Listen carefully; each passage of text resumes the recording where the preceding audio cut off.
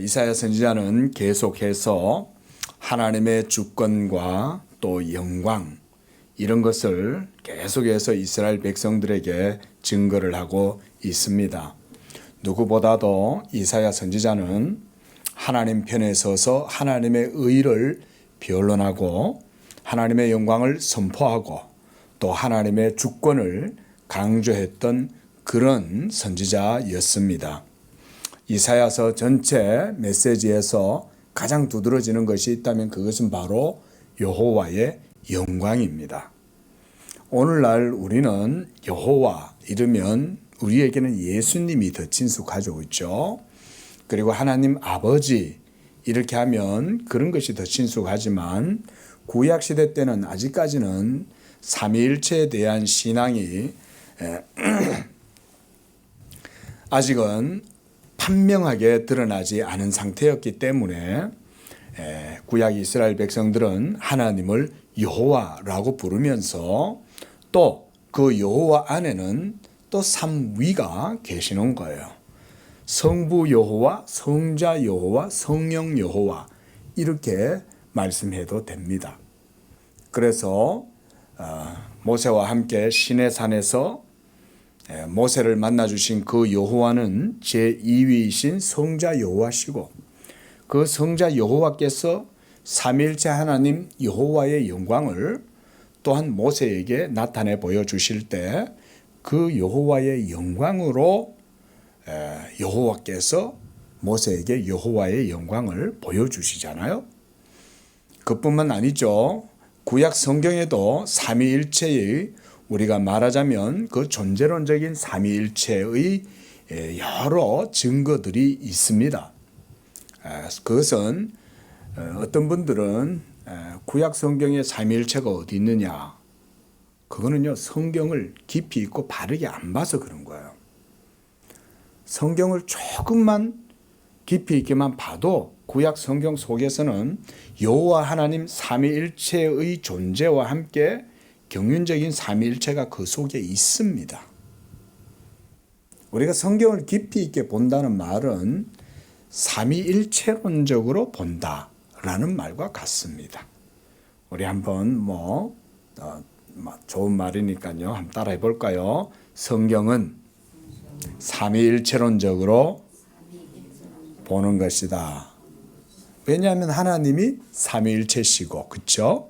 그리고 그 삼위일체이신 하나님이 자기의 계시의 말씀을 우리에게 드러내 보여주시면 우리는 또한 그 계시의 말씀을 통해서 하나님을 알게 되면 그렇게 하나님을 알게 되는 것은 삼위일체론적으로 아는 것은 당연한 거죠. 왜냐하면 하나님은 존재론적으로 삼위일체시기 때문에 그래요. 그리고 그 삼위일체께서 성경의 말씀을 성령으로 영감하셔가지고 우리에게 모두 계시해 주셨고 그렇기 때문에 그 계시의 말씀은 또한 우리에게 삼위일체론적으로 전달해 주시고 해석해 주시고 그래서 우리가 그 속에서 그렇게 이해를 하는 것이죠.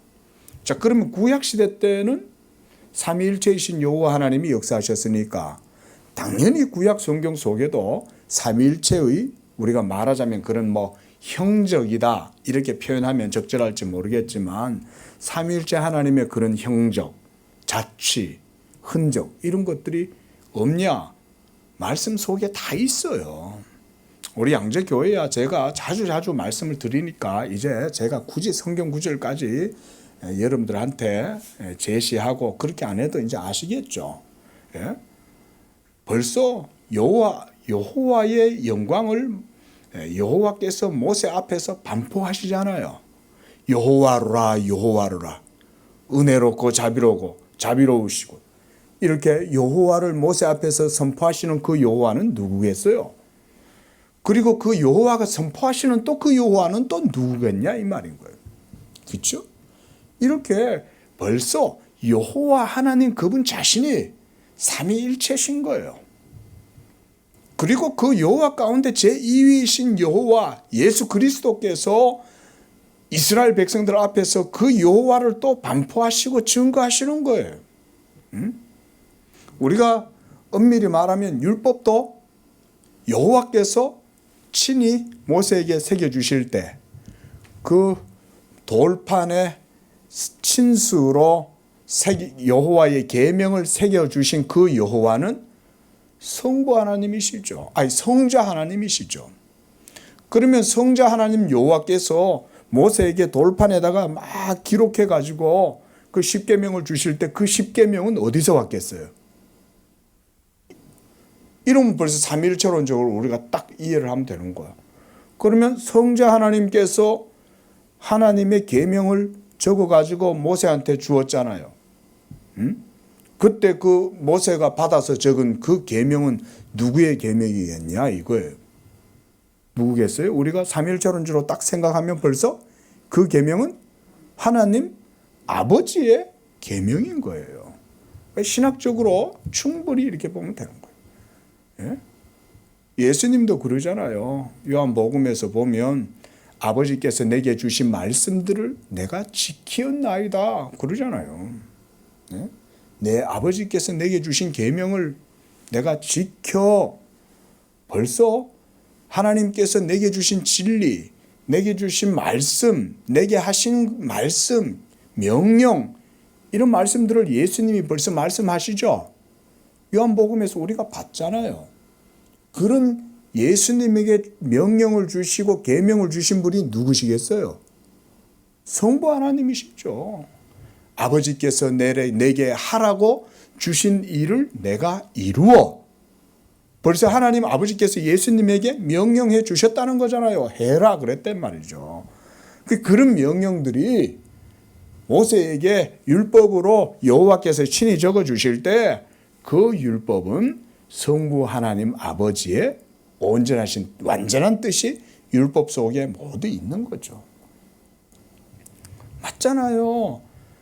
그 여호와께서 율법이 1.1획도 땅에 떨어지지 아니하고 다 이루리라 말씀하신 것처럼 모세 앞에서 여호와의 영광을 반포하셨던 그 여호와가 아니 그러면 그 여호와의 계명을 받아 적지 않으셨겠어요? 그렇죠?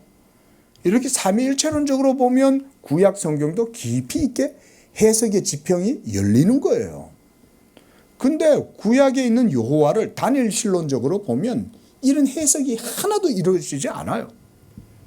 그래서 우리가 신학에서도 삼위일체 사상은 계시의 사상을 풍부하게 한다 이런 표현이 있습니다.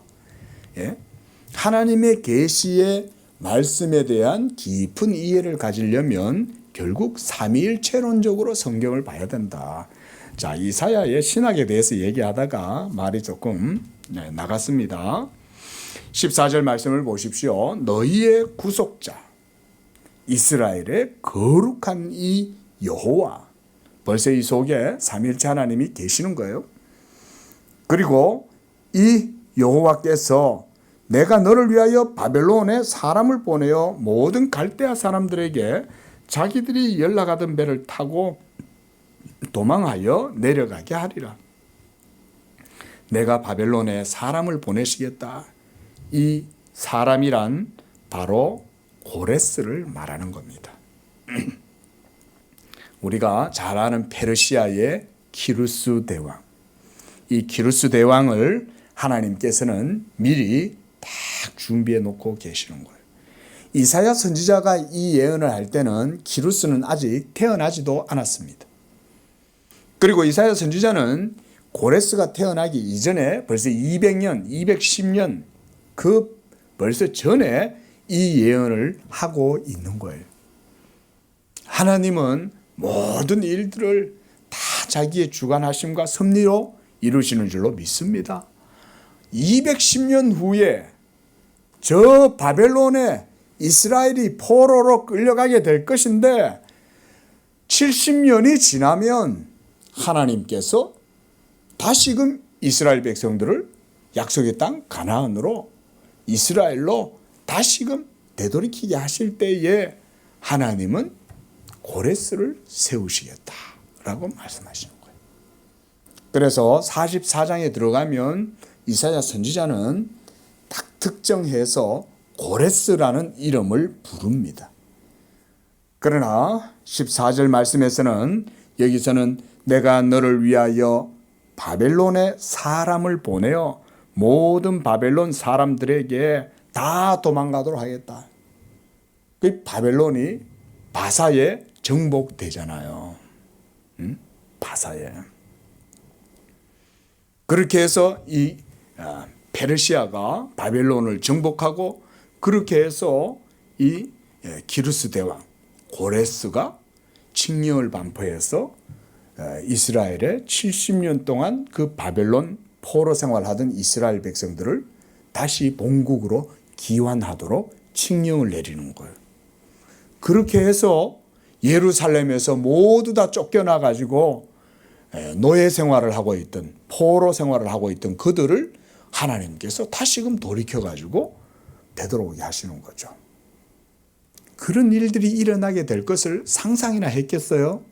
그런데 지금 이스라엘 백성들은 아직까지 바벨론의 포로입니까? 포로가 아닙니까? 아직은 포로가 아니죠. 포로가 될 것은 아직 100년이나 지나야 돼요. 훨씬 지나야 되는 거예요. 아직 이후에 예레미야 선지자도 활동을 해야 돼요. 그런데 하나님은 왜 이사야에게 벌써 그때 있을 일들에 대해서 미리 이렇게 말씀하고 있을까요? 뭐 때문일까요? 하나님이 미래를 미리 알려주시는 이유는 무슨 점쟁이들처럼 미리 앞날을 알려가지고 사람의 일신에 대한 문제들을 알려주고 그런 데 목적이 있는 게 아닙니다. 그렇죠? 네가 다 내일 어떻게 하면 잘 될 것이고 묘지를 어디로 이장을 하면 잘 될 것이고 결혼을 언제 하면 길이를 택할 것이고 이런 얘기가 아니죠. 하나님이 미래에 대해서 장래일에 대해서 고하시는 이유는 다른 거 없어요. 오로지 하나님 자신의 영광을 자기 백성들에게 명백하게 깨달을 수 있도록 해주시기 위함이에요. 미리 말씀해놓고 그 일이 일어나야 하나님이 하시는 일에 대한 신뢰가 되는 거지. 아니 다 일어난 일을 갖다 놓고 내가 그 일 했어 이러면 누구라도 거절해 나겠다. 그렇지 않겠어요? 예? 하지만 하나님은 이 일이 일어나기 전에라도 내가 너희들에게 미리 말한다 라고 말씀하시는 거예요. 이렇게 하시는 이유는 바로 하나님이 자기의 영광을 택한 백성 이스라엘에게 명확하게 각인시켜 주는 거예요. 각인. 믿으시기 바랍니다. 이걸 우리에게 적용해 본다면 하나님은 우리의 모든 믿음의 삶도 다 아신다는 거예요. 이거 믿으시기 바랍니다. 오늘날 현대의 그리스도인들에게 제가 참 여러 가지 부족하게 생각되는 거 하나가 뭐냐면 하나님의 존재에 대해서 너무 가볍게 생각한다는 거예요. 하나님은 시간에 마치 매여 있거나 때로는 인과율에 매여서 하나님조차도 인과율에 의해서 뭔가 그분의 활동이라든가 사역에 영향을 미치게 되고 이런 식으로 생각을 하는 거예요. 그래서 내가 하나님의 이름을 불러야 그때서야 하나님의 존재의 의미가 있는 듯이 이렇게 생각될 때 이런 것이 모두가 하나님의 존재에 대해서 우리가 다 잘못 생각하고 있는 거예요. 하나님은 지금도 우리의 모든 것을 하나님 그분 자신이 주관하시는 줄로 믿습니다. 여러분 하나님의 주권에 대한 이 이사야 선지자의 교훈을 우리가 잘 새겨 들어야 됩니다. 하나님은요 지금 이 시간 여러분들의 폐부도 아시고 여러분들의 심장의 모든 맥박도 아시고 여러분들의 모든 생애, 열정, 에너지, 의지 이런 것들조차도 하나님은 다 아시는 거예요. 하나님이 아신다는 말은 그냥 이렇게 객관적으로 저 멀리 서서 아신다 이런 개념이 아닙니다. 하나님이 여러분들을 아신다고 할 때는 이미 하나님 그분 자신의 주권적인 의지가 여러분 가운데 있고 그 속에서 하나님이 여러분들을 아시는 거예요. 우리가 이렇게 하나님과의 관계에서 하나님을 알아야 되는 거예요. 그러니까 하나님은 여러분들의 순간도 안 놓치는 거예요. 여러분들이 무슨 꿈을 꿨어. 그 하나님도 여러분들이 무슨 꿈을 꾸는지 다 아세요. 너무 좀 과장이 심하고 비하게 심한 거 아니냐? 아니에요. 하나님은 여러분들의 머리털 하나까지 다 세신다 그랬잖아요. 머리털까지 다 세신다는 그 예수님의 말씀은 일종의 메타포적인 그런 의미도 있겠지만, 예? 여러분들의 안고 일었음을 멀리서도 아시고 나의 생각도 아시고 마음도 아시고 다 성경은 하나님이 그렇게 얘기하시잖아요. 그렇죠? 믿으시기 바랍니다. 여러분들의 구원과 여러분들의 가는 길과 여러분들의 모든 운명도 하나님이 다 아시는 거예요. 우리는 이런 하나님을 믿는 거예요. 예? 믿으시기 바랍니다. 이런 하나님을 우리가 믿는 거예요. 매 분초, 분시, 매 시시각각에 주어지는 모든 연속적인 일들 속에 하나님의 주권적인 의지가 우리를 다스리고 계시는 거예요. 오늘 내가 이걸 결정했어. 오늘 내가 이렇게 행동했어. 이미 여러분 속에 하나님이 일하시는 거예요. 그러니까 이렇게 얘기하니까 어떤 분이 그럼 뭐 하나님이 다 하시면 그럼 우리는 뭐 아무것도 못 하겠네. 그런 의미가 아니잖아요. 여러분들로 하여금 하나님이 행할 수 있는 마음을 주시는 거예요. 벌써 여러분들이 그래서 이 어려운 윤리라든가 어려운 도덕적 원리가 아닙니다. 여러분. 그냥 믿음으로 행하면 됩니다. 쉽습니다. 예수님을 믿고 내게 주어진 일, 내가 처한 상황 속에 최선을 다하면 누가 하신다는 거예요? 그러면 하나님이 이루신다는 거예요. 믿으시기 바랍니다. 그래서 성도들이 그때 복을 받는 거예요. 그 어떨 때는 나 별 생각 안 하고 했는데 하나님이 막 되게 해주시는 거야. 예? 그 막 되게 되니까 이거 뭐야? 나는 뭐 별로 뭐 생각도 안 했는데 막 일이 되네. 이거 뭔 일이 이렇게 되냐? 뭔 일이 이렇게 되기는 하나님이 벌써 다 하시니까 그런 거지. 제가 어릴 때는 이게 이 이치가 잘 와닿지를 않았어요. 어릴 때는. 도대체 하나님은 영원하시고 우리의 모든 삶을 주권적으로 다스리고 우리 머리털 하나까지 다 세신다고 그랬다는데 도대체 그럼 나는 어떻게 행동해야 하고 나는 어떻게 윤리적으로 어떻게 내가 이걸 이해해야 되냐 이런 생각을 했었죠. 근데 성경의 답변은 간단했어요. 믿음으로 행하라는 거예요. 예수를 오늘 여러분들이 믿고 계시잖아요. 그렇죠? 그러면 여러분들의 마음의 소원대로 행하시면 돼요. 예수를 믿는 가운데 예수도 안 믿는데 마음의 소원대로 행하면 거기에 온갖 죄의 열매만 나와. 하는 일들마다 문제가 생기고 좌충우돌하고 이렇게 됩니다. 그러나 내가 마음에 예수님을 믿고 있다. 그래서 내가 오늘도 기도하고 있고 그 가운데에 내가 오늘도 기쁘고 감사한 마음으로 살아간다. 그러면요, 그냥 하십시오. 이게 말하자면 논리라면 논리고 원리라면 원리예요. 어렵지 않죠? 예수님 믿잖아요. 그렇죠? 그래서 사도 바울도 믿음으로 하지 아니하는 모든 것은 죄니라 라는 말씀이 우리가 예수님을 믿고 행하면 무엇이든지 하나님 안에서 그 모든 것이 합력하여 선을 이루게 된다. 그런 말인 거예요. 간단하죠? 얼마나 간단합니까? 그렇죠? 믿음으로 하면 되는 거예요. 믿음. 그러면 열매는 누가 거둔다? 하나님이 거두신다. 탁월함은 어디서 나타나냐? 예수에 의해서 믿음으로 그 탁월함이 나타나는 거예요. 나는 별로 수고도 안 하고 노력도 안 했는데 성경에 보면 뭐라 그래요? 수고도 아니하고 길쌈 수고도 아니했지만 먹이고 입히는 것은 하나님이 하신다 그러잖아요. 일한 것이 없이 받는 자의 복에 관하여 다윗의 말한 바 그러지 않습니까? 일한 것이 없는데 복을 받는 거예요. 이런 게 하나님의 역사인 줄로 믿습니다. 하나님이 기뻐하시는 자들을 택해가지고 하나님께서 원하시는 뜻대로 행하실 때 자유로움으로 성도들이 행하게 하시는 거예요. 여러분, 제가 방금 드린 이 교훈이 여러분들에게 걸림이 되지 않기를 바라요. 이게 걸리면요, 양심이 자유롭지 못하다는 말인 거예요. 양심이 자유롭지 못하다는 말은 내 믿음에 여전히 뭔가 부식물들이 많이 있고 내 믿음에 뭔가 불순물들이 많이 있다는 말인 거예요. 그러나 예수 믿음은 복음의 자유가 주어지잖아요. 이 복음의 자유 가운데 담대함이 있고 확신이 있고 그 가운데 믿음으로 행하면 하나님이 모든 일들을 비상하게 이루시는 거예요. 응? 이런 게 사실 기독교인의 삶의 윤리입니다. 놀랍죠?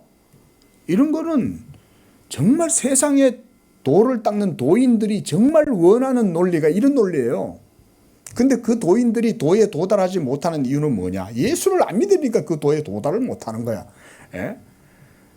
30년 동안 면벽수도를 해도 이 도에 도달하지 못하는 거예요. 왜? 자기의 힘으로는 절대로 복음의 자유를 스스로 누릴 수가 없으니까. 믿음이 아니고서는 절대로 이 복음의 위로와 확신과 담대함을 얻을 수가 없으니까. 하지만 예수 믿는 성도들은 어린아이처럼 그냥 딸랑딸랑 아버지 손잡고 그냥 걸어가면 되는 거예요. 그냥. 그러면 그 어린아이 같은 아버지 손을 붙들고 가는 이 믿음만 있어도 하나님이 역사하신다. 여러분 이걸 믿어야 되는 거예요. 이걸. 하나님은 우리의 일거수일투족, 여러분들의 심장 소리까지도 다 아시고 우리의 모든 것을 다 아시는 줄로 믿습니다. 참 이사야 선지자의 사상을 얘기하다가 말씀을 드린 거예요. 자, 여러분, 너희의 구속자라는 말은 하나님께서 그 백성들을 특별히 택하셨다, 이런 의미가 있습니다. 너희의 구속자라 그러잖아요. 하나님은 이 세상에 있는 모든 사람의 구속자가 아니세요. 그렇죠? 그래서 우리 기독교는 만민 구원설을 주장하지 않습니다. 하나님이 사랑의 하나님이시고 하나님이 은혜의 하나님이시고 하나님이 구원하시는 하나님이실지라도 그 하나님은 의로운 하나님이세요.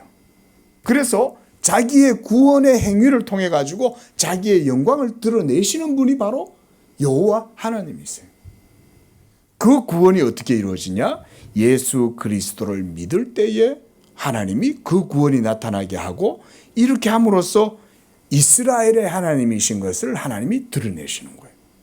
너희의 구속자 나 여호와라는 말은 바로 하나님의 그런 주권과 영광이 거기에 전제되어 있는 말씀이에요. 15절 말씀을 보세요. 나는 여호와 너희의 거룩합니다. 너희를 택하신 하나님 여호와다. 그 말인 거예요.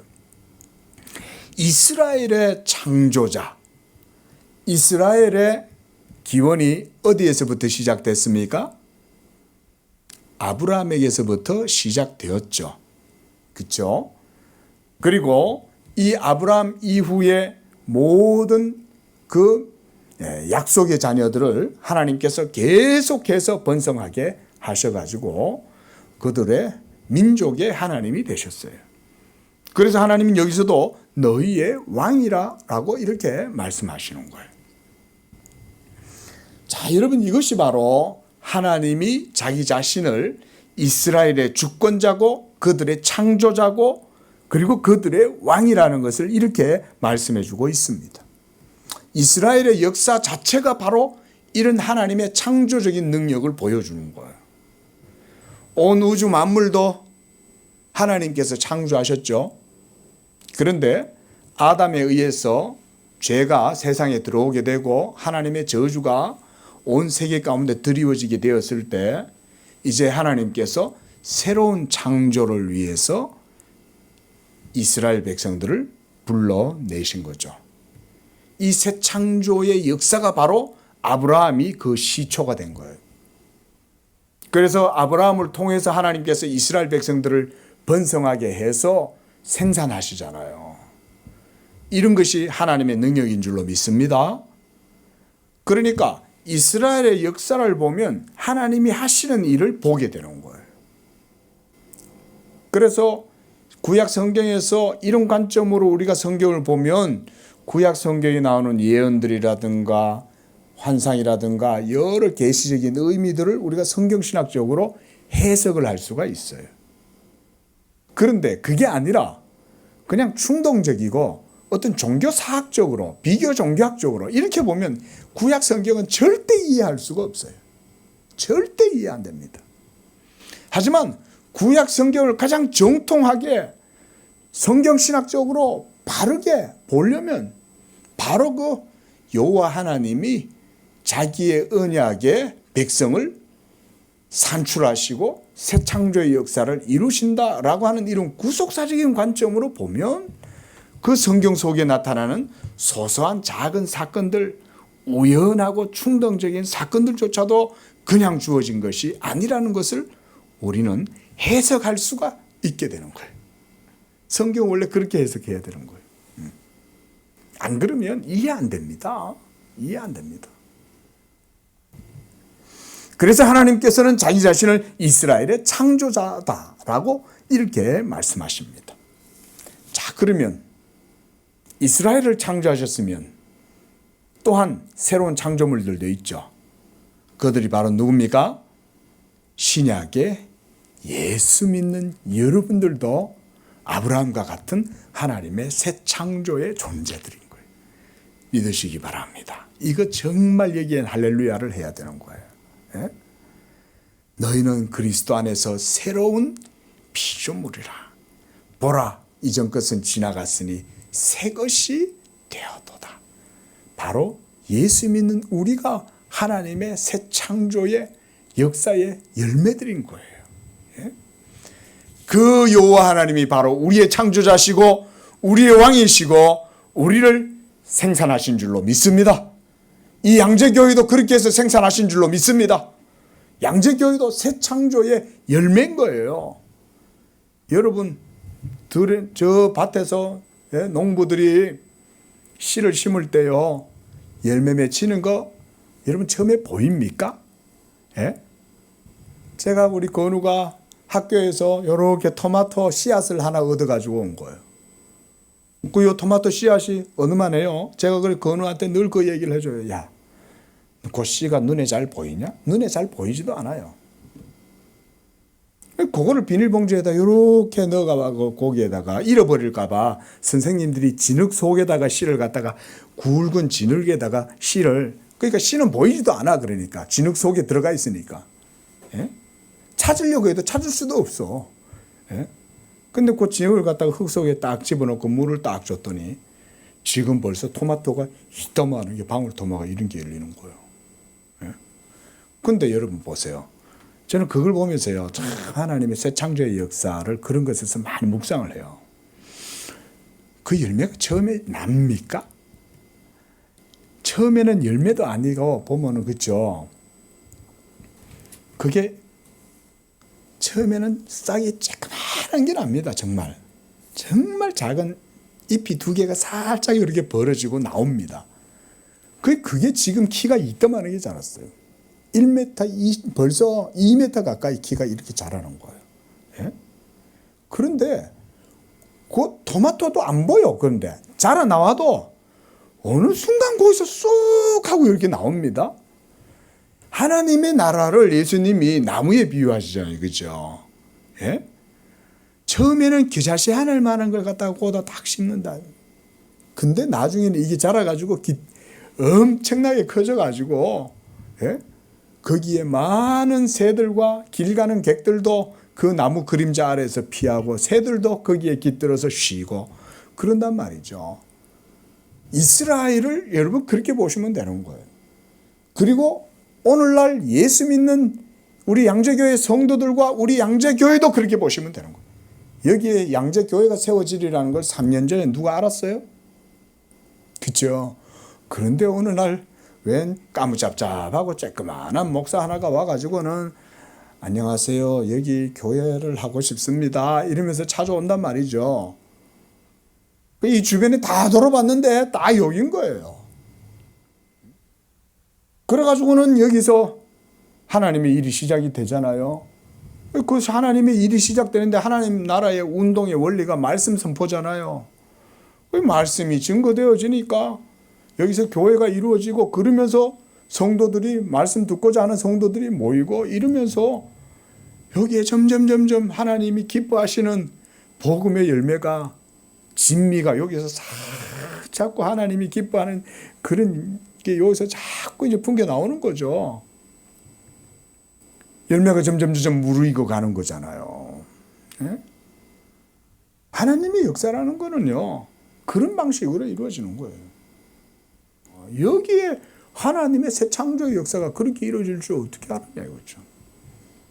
지금도 하나님 나라의 이런 역사와 운동력이 전 세계 가운데 복음을 통해서 이루어지는 줄로 믿습니다. 저는 이런 것만 생각하면요, 막 이 마음이 늘 그게 심장이 두근두근 거려요.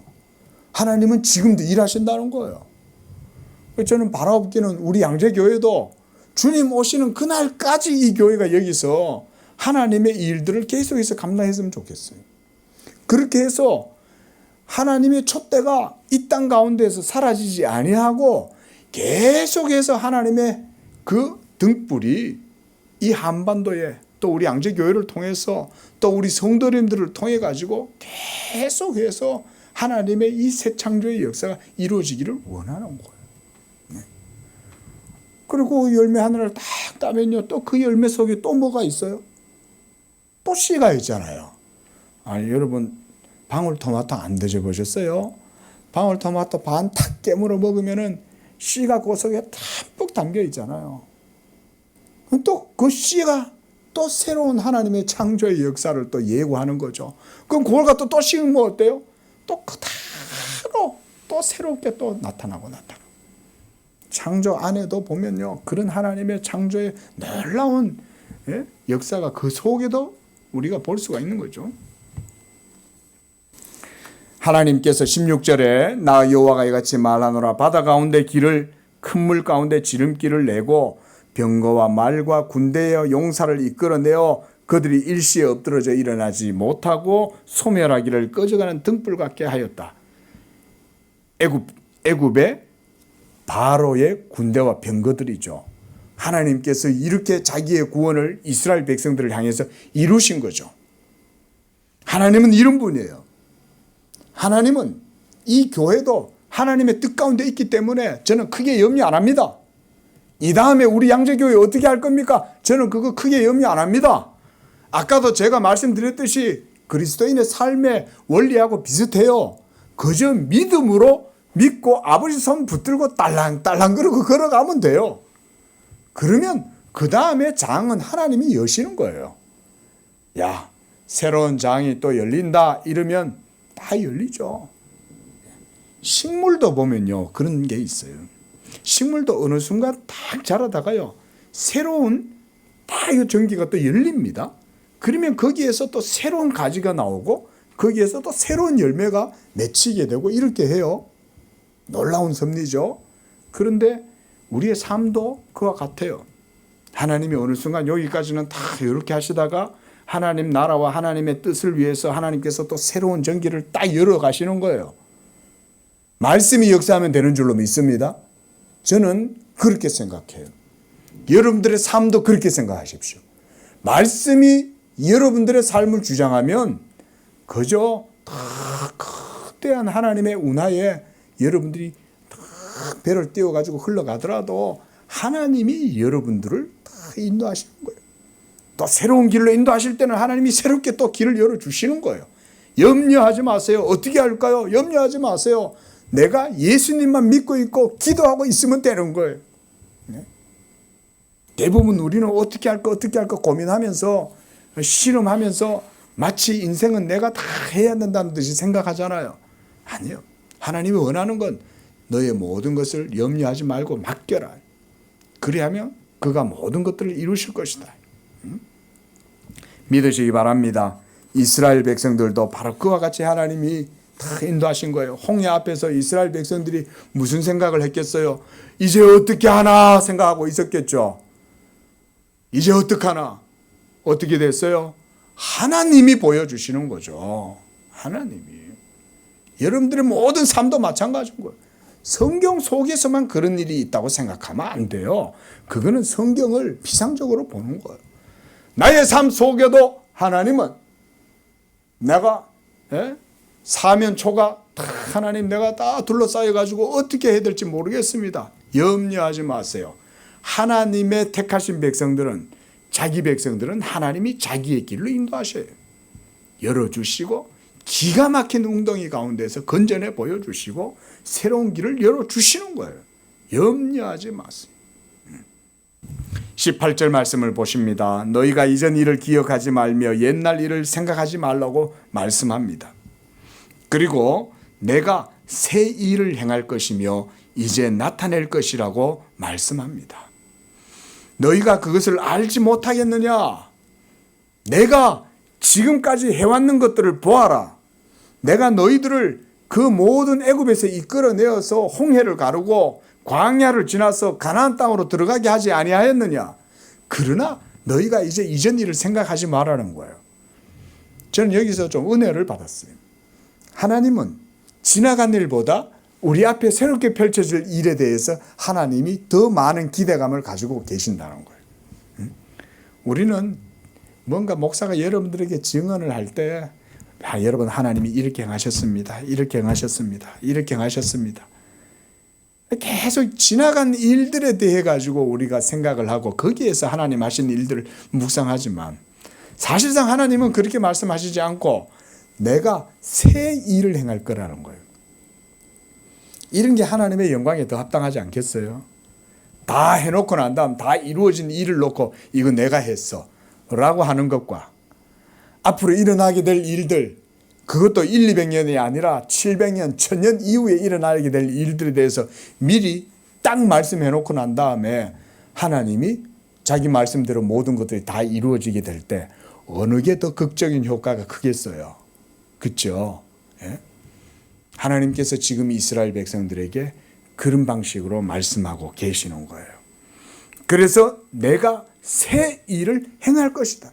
이 새 일이란 것은 예수 그리스도로 말미암는 영적인 새 창조의 역사를 말하는 거예요. 구속의 역사를 말하는 거예요. 예. 그리고 여기에서 또한 율법과 복음에 대한 이 시대의 변화도 여기에서 말씀하고 있는 거예요. 하나님께서 예레미야 선지자에게 말씀하셨습니다. 내가 너희 조상들과 맺었던 언약과 같지 않은 새로운 언약을 맺을 것이다. 바로 그 새 언약은 예수 그리스도로 말미암는 언약이죠. 예? 이전에 너희들과 맺었던 그 언약, 너희 조상들과 맺었던 언약과 같지 아니한 다른 언약을 내가 맺을 것이다. 그게 바로 예수 그리스도로 말미암는 복음의 새 언약이잖아요. 복음의 새 언약.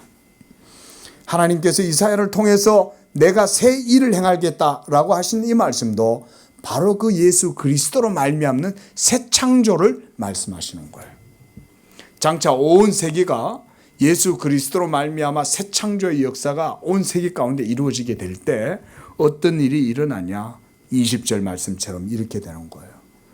장차 들짐승, 승냥이와 타조도 하나님을 존경하게 될 것이요 광야에 물을 내고 사막에 강들을 내고 내 백성 내가 택한 자에게 그것을 마시게 할 것이다. 그런데 이사야 선지자는 광야에 물을 내고 사막에 강을 낼 것이다.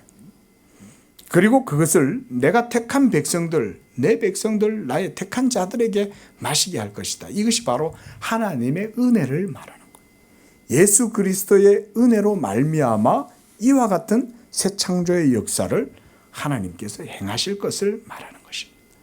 지금 분명한 사실은 우리는 모두 이 하나님의 새 창조의 경륜과 섭리 가운데 있다는 사실입니다. 감사한 일이죠, 그렇죠? 우리는 이 하나님의 이사야를 통해서 말씀하셨던 그 새 창조의 역사가 오늘날 우리는 그 가운데 지금 살아가고 있는 거예요. 우리는 야곱의 하나님을 우리의 하나님으로 부르고 그 하나님을 우리의 창조자여 우리의 왕이라고 부르고 그러면서 그 하나님을 우리가 지금 경배하고 있지 않습니까? 21절 보십시오. 이 백성, 여기에서 이 백성은 예수 믿는 백성들을 말하는 겁니다. 구약의 이스라엘 백성들도 여기에 포함되겠지만 그들은 율법 아래 있는 옛언약 백성들이에요. 여기에서 이 백성들 보라, 이 백성은 내가 나를 위하여 지었다. 이게 바로 지금 이곳에서 우리 하나님을 예배하고 있는 여러분들인 줄로 믿으시기 바랍니다. 우리 에베소서 1장 말씀 한번 찾아보겠습니다. 에베소서 1장 5절 읽습니다. 시작. 그 기쁘신 뜻대로 우리를 예정하사 예수 그리스도로 말미암아 자기의 아들들이 되게 하셨다. 또 6절도 읽습니다. 이는 그가 사랑하시는 자 안에서 우리에게 거저 주시는 바 그의 은혜의 영광을 찬송하게 하려는 것이다. 그다음 한 번 더 읽습니다. 12절 시작. 이는 우리가 그리스도 안에서 창세전부터 바라던 그의 영광의 찬송이 되게 하려 하심이라. 하나님의 영광의 찬송이 바로 누구라는 거예요? 신약 성도들, 여기 계시는 여러분들이 하나님의 영광의 찬송들이라는 거예요. 깜깜하죠? 이 말씀하면 내가 영광의 찬송이라고? 그게 무슨 말이야? 근데 목사의 눈에는 그게 그렇게 안 보이는 거예요.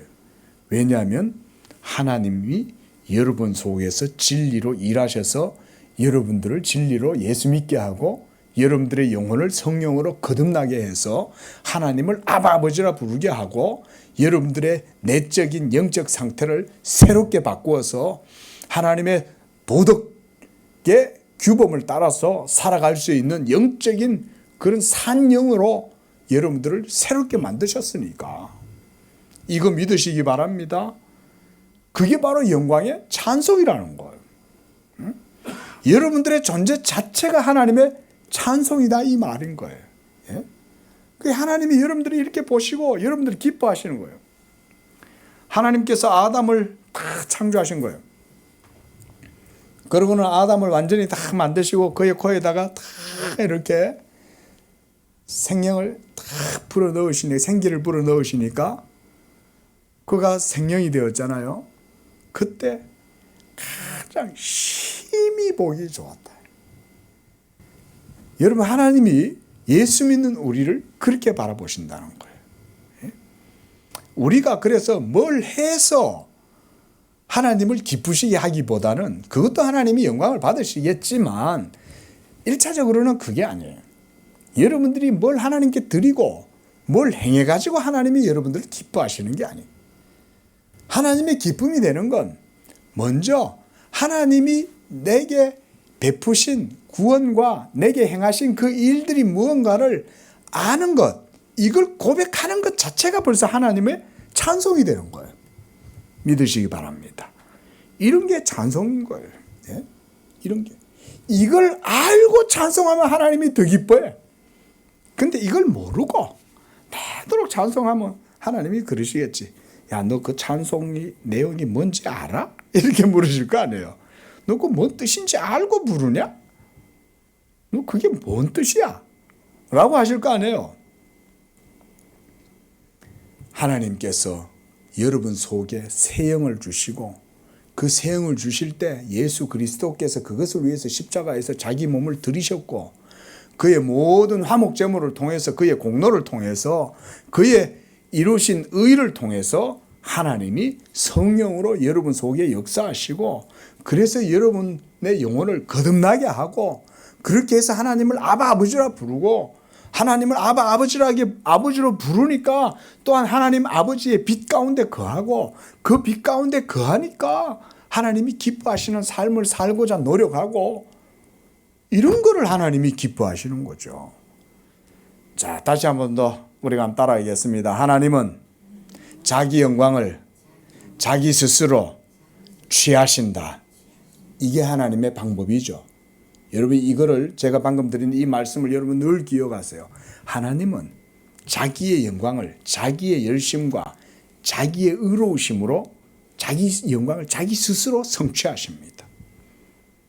어디 다른 것에 기인하거나 다른 것에 원인이 있고 동기가 있고 이래서 하나님 밖에 있는 것에 의해서 영광 받으시는 게 아니에요. 하나님의 영광 받으시는 방식은 모두 다 오로지 하나님 그분 자신 안에서 모든 것들이 다 이루어지고 그것으로 하나님은 영광 받으십니다. 이거 성경의 아주 깊은 사상이에요. 최소한 우리 양재교회가 언약 신앙을 추구하기 때문에 최소한 이 정도 신앙 고백은 우리 성도님들이 마음속에 담고 신앙생활을 해야 돼. 그래야 여러분들이 뭘 해도 그게 내 영광이 아니라 하나님의 영광이라고 고백할 수 있는 거예요. 오늘날 많은 분들이 목사님들 모이는데 모임에 가가지고요, 말을 들어보면 참 목회 속에 참 여러 가지 참 어려운 이야기들이 많은데 그 가운데 하나가 이런 얘기를 들을 때예요. 제가 그런 얘기를 들을 때마다 답답한데 안타까워요. 어떤 성도가 교회에 나오더니 열심히 헌금을 많이 하는 거야. 그래가지고는 이 교회는 그 성도가 헌금을 안 하면 이 교회가 무너지는 거야. 그런 교회들 많습니다. 특히 개척교회 같은데 성도들 몇 명 없는데 20-30명 있는데 이 성도님 한 분이 막 한 달에 11조만 해도 1,000만 원씩 하는 거야. 그러면 뭐 경제적인 모든 자립이 그 성도 하나 때문에 다 이루어진다고 해도 과언이 아니잖아요. 근데 오늘날 이 성도가 뿔이 났어. 목사님한테 섭섭해. 목사님 나 이 교회 안 나올래요. 가는 거예요. 제가 그런 얘기를 들을 때마다 뭔 생각을 하냐면요, 이런 교회가 한두 교회가 아닙니다. 목사들은 모일 때마다 많이 얘기를 들으니까 그런 성도들이 왜 나올까요? 저는 안타까운 게 그런 거예요. 우리 양재 교회부터 바르게 신앙 고백을 바르게 세우자. 예? 여러분들이 뭘 해서 하나님의 영광을 받는다는 생각부터 버리세요. 여러분들이 예수님을 믿는 믿음이 확실하지 않으면 그런 생각 다 버리세요. 하나님 앞에서. 하지만 예수님을 믿는 믿음이 여러분 속에 충만하고 오직 예수밖에 없습니다 라고 얘기할 땐 여러분들이 그때부터는 열심히 행하십시오. 그리고 여러분들의 행위를 통해서 하나님이 영광 받으신다고 고백하십시오. 그때는 그렇게 고백하세요. 근데 예수에 대한 믿음이 제대로 있지도 않는데 자기의 행위에 의해서 하나님을 기쁘시게 할 수 있다는 생각을 하니까 나중에 목사한테 뿔나면 갚는 거야. 내가 가면 이 교회 제대로 되겠어? 이런 생각하는 거죠. 그러면 그 성도는 자기의 구원이 온전할까요? 문제는 그거잖아요. 아니, 그거가 있든지 없든지 중요한 건 그 영혼이 천국 가는 게 중요할 텐데, 아니, 예수 믿음도 온전하지 못하니까 그런 식으로 염소 심보나 부리고 그러잖아요. 예? 그렇게 심술 부려가지고, 그래가지고는 딴 교회로 또 나가. 그 구원이 온전하겠냐, 이 말인 거예요. 예? 답답하잖아요. 교회도 안타깝지만 그 성도의 영혼도 안타까운 거예요. 결국 다 뭐 때문에 그런 문제가 생기냐면 진리 안에서 행하지 않으니까 그런 문제가 생기는 거 아니에요? 예? 하나님이 영광 받으시는 거는요, 특히 이사야가 우리에게 보여주는 사상은 그겁니다. 하나님은 다른 것에서 영광을 취하시지 않아요. 하나님은 자기가 말씀하신 것으로 자기의 영광을 취하십니다. 이 고백을 해야 돼요. 예? 이 고백을 해야 돼요. 우리가 예수 믿을 때 왜 그게 하나님께 영광이 됩니까? 여러분들이 믿어서 하나님께 영광이 됩니까? 아닙니다, 여러분. 제발 이거를 이해를 하시라는 거예요. 여러분들이 복음을 배우실 때, 기독교를 배우실 때, 신앙을 배우실 때 이거를 고백하는 거예요. 내가 예수 믿어서 하나님이 영광 받으시는 게 아니에요. 벌써 여러분 속에 하나님이 믿음을 일으키시고 그걸 통해서 여러분들의 믿음을 보니 그러니 하나님이 흡족하신 거예요. 이 백성은 내가 나를 위하여 지었다는 거예요. 벌써 하나님이 여러분들을 벌써 수천 년 전부터 바라보셨다는 거 아니에요, 여러분들을. 저는 이런 걸 생각하는 거예요. 벌써 수천 년 전에 하나님은 아브라함을 통해서 온 세계 만방에 아브라함의 이름으로 일컫는 백성들이 많이 일어나게 될 것을 하나님이 아브라함에게 미리 말씀해 주셨잖아요. 그렇죠? 그래서 우리가 오늘날도 아브라함과 이삭과 야곱의 하나님을 노래하는 거 아니에요. 우리의 구원의 원천이 아브라함의 언약에서부터 시작되었다니까요. 누구에게 영광 돌려야 되겠어요? 하나님께 영광을 돌려야 되는 거죠. 나를 거듭나게 하고 성령 주시고 예수 믿게 하고 하나님 자녀가 되게 하고 천국의 상속자가 되게 하고 이 땅 가운데에서도 믿음의 탁월한 복음의 탁월한 은혜를 누릴 수 있도록 허락해 주신 거. 어떨 때는 감사한 게 내가 이스라엘 백성으로 안 태어난 게 감사해요. 도리어 이방인으로 태어났다가 하나님의 참 이스라엘 백성 되게 하신 게 감사한 거예요. 그렇죠? 예?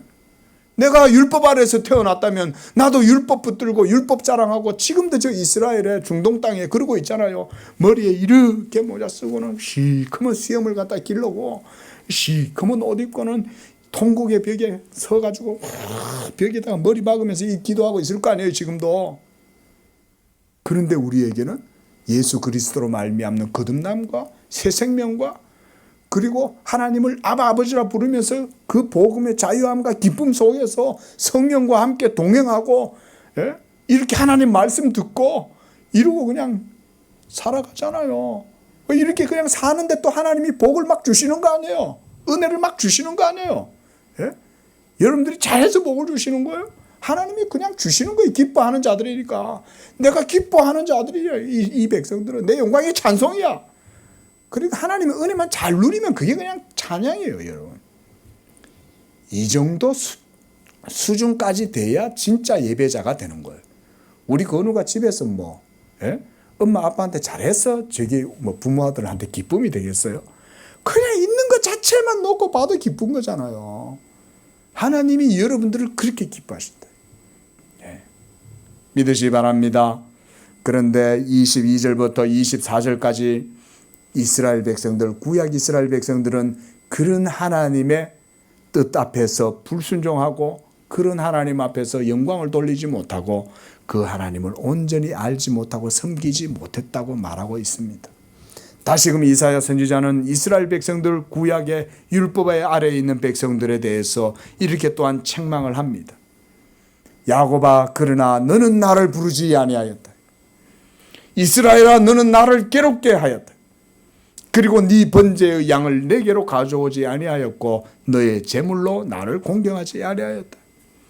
왜 이스라엘 백성들에게 그들의 제물로 하나님을 공경하지 않았다고 말씀할까요?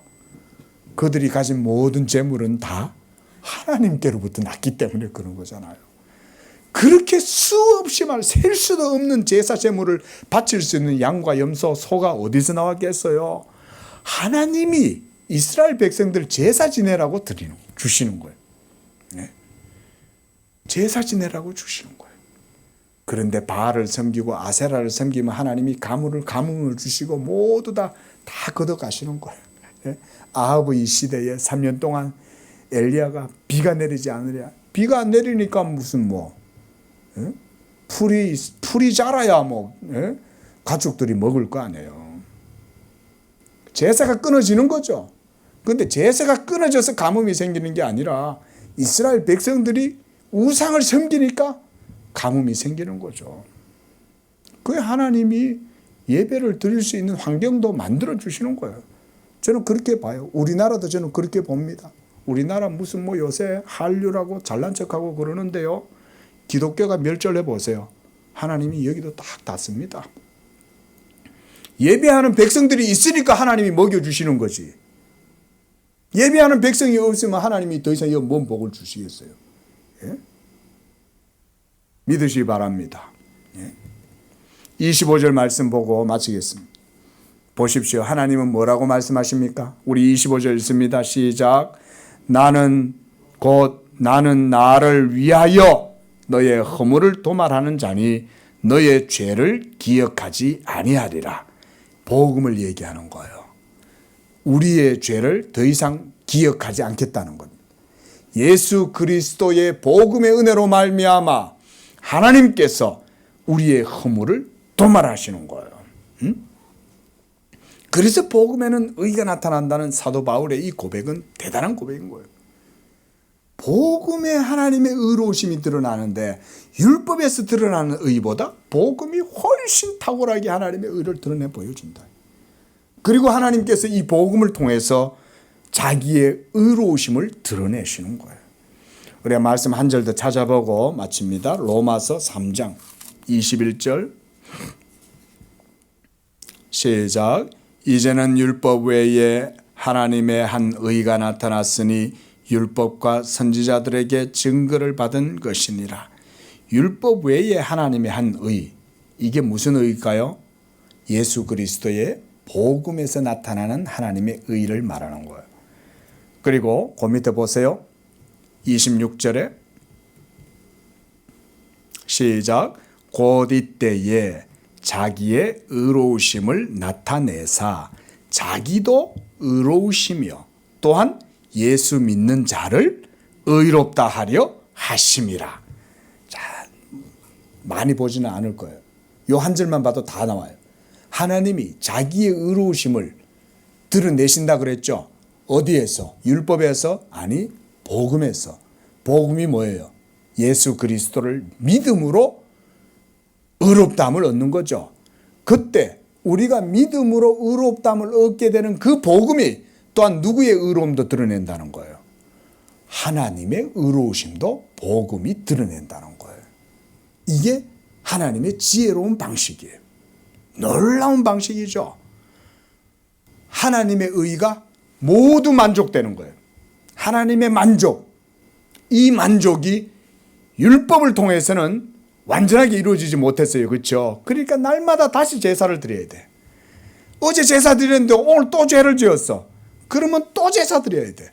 그런데 내가 너희의 죄를, 너희의 허물을 도말하고 너희의 죄를 다시금 기억하지 아니하리라.